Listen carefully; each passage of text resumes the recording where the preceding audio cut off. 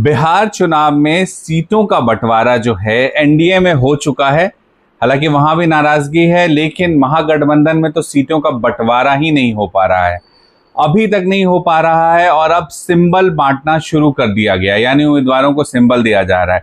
इस बीच social media पर जो दोनों दल हैं उनके बड़े नेता कुछ लिख रहे हैं, जिससे ये सवाल उठ रहा है कि ये गठबंधन क्या बनने जा रहा है या फिर इस बार महागठबंधन जो है वो अकेले चुनाव लड़ने की दिशा में आगे बढ़ सकती है। तमाम सवाल उठ रहे हैं। फिलहाल लालू प्रसाद यादव पटना आ गए हैं। लालू प्रसाद यादव ने कई उम्मीदवारों को सिंबल सौंपा है जो आरजेडी के टिकट पर चुनाव लड़ेंगे। अभी तक सीटों का बंटवारा तय नहीं हुआ है, अभी तक औपचारिक घोषणा नहीं हुई है।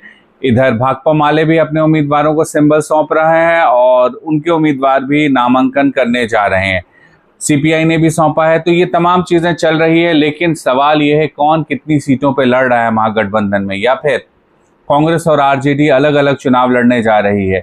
ये दोनों बड़े सवाल हैं और इसका जवाब अभी नहीं है। इस बीच आरजेडी के वरिष्ठ सांसद हैं और बड़े नेता हैं मनोज झा, उन्होंने कुछ लिखा है, आपको हम बताते हैं। उन्होंने लिखा है, हिमन धागा प्रेम का मत तोड़ो छिटकाए, टूटे से फिर ना मिले गांठ परिचाए, हर अवसर के लिए प्रासंगिक, जय हिंद।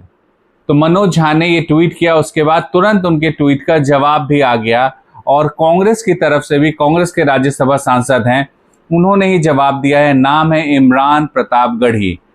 मनोज झा के ट्वीट के ऊपर ही उन्होंने जवाब में लिखा है, पानी आंख में भरकर लाया जा सकता है, अब भी जलता शहर बचाया जा सकता है। बड़ी बात है, दोनों नेता बहुत कुछ लिख रहे हैं, दोनों राज्यसभा के सांसद हैं और दोनों की तरफ से इस तरह का बयान आया है। हालांकि किस संदर्भ में है दोनों ने नहीं लिखा है, लेकिन इतना तय है कि बिहार में सीट बंटवारे से इसे जोड़कर देखा जा रहा है और तेजस्वी यादव भी पटना पहुंच गए हैं।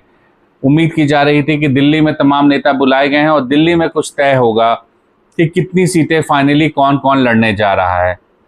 खबर है कि कांग्रेस अपने लिए पिछली बार से ज्यादा सीटें चाहती है।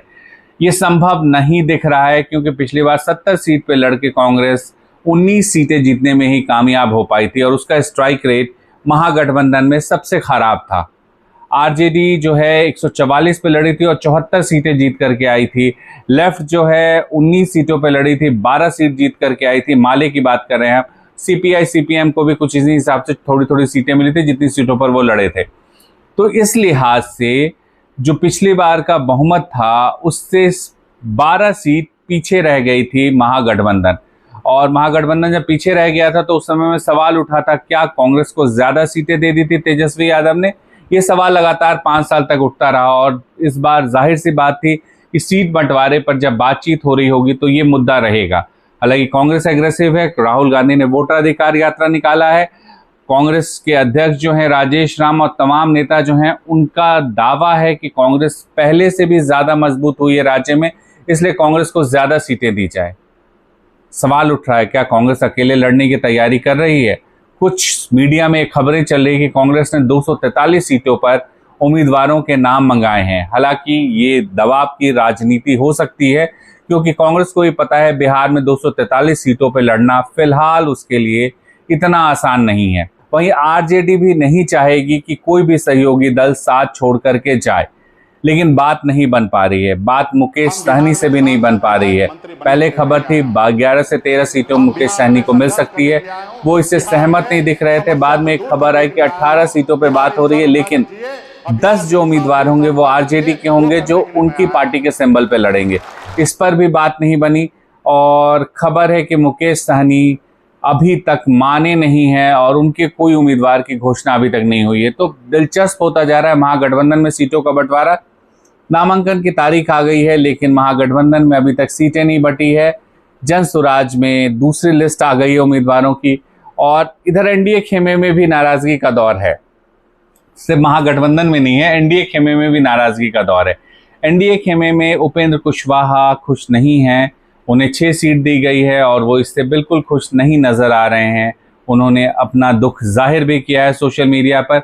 वहीं जीतन राम मांझी भी खुश नहीं बताए जा रहे हैं।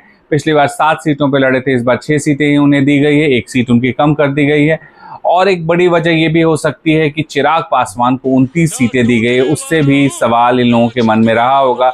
और खबर तो यहाँ तक है कि जेडीयू भी बहुत हद तक चिराग पासवान को इतनी सीटें देने पर खुश नहीं है। तो जेडीयू की रणनीति क्या होगी? क्या इस बार एनडीए के अंदर साथ रहते हुए भी चिराग पासवान और नीतीश कुमार की राहें जुदा रहेंगी, या फिर मिल करके चुनाव बिहार में लड़ेंगे दोनों? कई सारे और सवाल हैं। फिलहाल बड़ा सवाल है महागठबंधन में सीटें कब तक तय होंगी। इसका जवाब अभी किसी के पास नहीं है, लेकिन जल्द ही ये सीटों का बंटवारा हो जाएगा महागठबंधन में, ये माना जा रहा है। हालांकि ज़्यादा सीटों के डिमांड पर अगर कांग्रेस अड़ी रही तो हो सकता है कि कांग्रेस अकेले लड़े और आरजेडी अकेले लड़े। ये स्थिति आ सकती है अगर कांग्रेस अड़ी रही ज़्यादा सीटों के डिमांड पर, और अगर वीआईपी पार्टी भी ज़्यादा सीटों के डिमांड पर अड़ी रही तो उनको भी थैंक यू कर सकते हैं तेजस्वी यादव, ऐसा लगता है। हालांकि कोशिश होगी, मैं फिर कह रहा हूं कि महागठबंधन एकजुट रहे, इससे फ़ायदा है तेजस्वी को ही, और वो नहीं चाहेंगे कि उनके पास से ज़्यादा लोग निकल करके बाहर दूसरे दलों में जाएं। देखना होगा क्या होता है। अभी फिलहाल जो जानकारी है उसके मुताबिक आरजेडी सिंबल बांट रही है और उम्मीदवार राष्ट्रीय अध्यक्ष लालू प्रसाद यादव से मिलकर के सिंबल ले रहे हैं, और बाकी पार्टियों में भी सिंबल बांटे जाए। कांग्रेस ने अभी तक नहीं बांटा है और वीआईपी पार्टी ने नहीं बांटा है महागठबंधन में। जेडीयू बीजेपी की तरफ से भी अभी नहीं ये शुरुआत हुई है।